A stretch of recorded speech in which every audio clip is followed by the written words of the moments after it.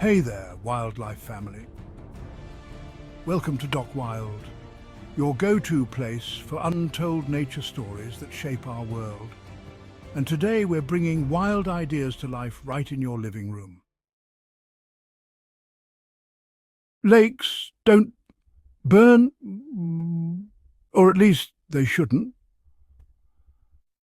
But in the summer of 1969, Lake Erie and its tributaries became infamous for a fiery spectacle that captivated the world.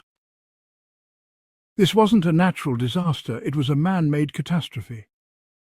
The flames didn't erupt in the depths of the lake, they danced across the surface, a blazing reflection of decades of negligence and industrial greed. This is the story of how a city came to witness fire on water, and how it symbolized a wake-up call for an entire nation, and how modern efforts have reshaped the waters of Lake Erie. In 1969, Cleveland, Ohio was an industrial powerhouse. Its success built on the sweat of steelworkers, factory laborers, and shipping crews. But this success came at a cost.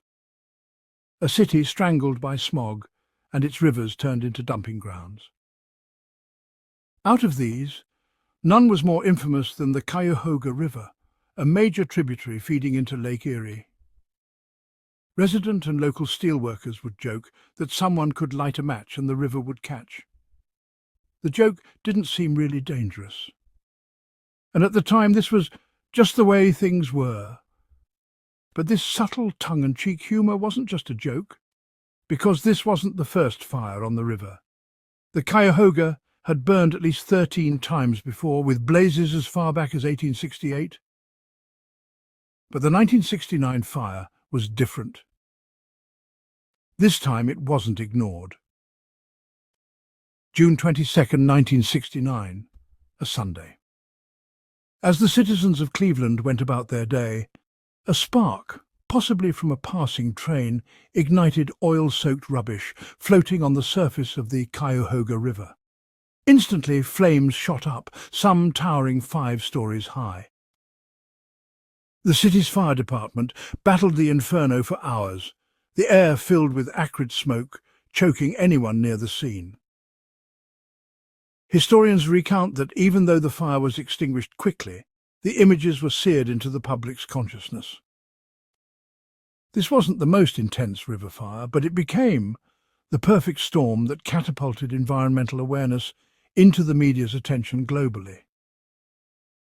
The news of the fire quickly exploded into homes nationally, and the river became the symbol of everything wrong with industrial America, from unchecked pollution to the abuse of nature itself.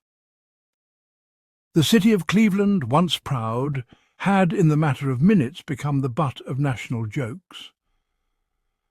The city's residents weren't just embarrassed, they were angry and had reached their boiling point. The fire on the Cuyahoga River wasn't just a local crisis, it became an international rally cry. The incident directly inspired the creation of new environmental policies, such as the Clean Water Act of 1972, and in 1970 the Environmental Protection Agency was founded and began enforcing standards for industrial waste and pollution, putting an end to the era of unchecked dumping into rivers like the Cuyahoga. Factories were now forced to adopt cleaner practices. Local initiatives began restoring the health of Lake Erie, and environmental groups lobbied tirelessly, planting seeds for a sustainable future. Today, Lake Erie is a symbol of resilience. Fish and wildlife have returned in droves. The lake now supports a $7 billion fishing and tourism industry. Cities along its shores, including Cleveland, have embraced their waters as sources of beauty and recreation, not waste. What happened here is a testament to what we can accomplish when we decide enough is enough. The fire on the Cuyahoga River may have been an embarrassment, but it ignited a movement that continues to this day. The flames have long been extinguished, but the fight isn't over. Threats like agricultural runoff, invasive species, and climate change pose new challenges to the lake's health. Still, the lessons of 1969 echo through the decades. Vigilance, advocacy, and action are the keys to protecting natural treasures. Thanks for tuning in, Wildlife Family. If you enjoyed this story, hit that like button and subscribe for more amazing wildlife tales.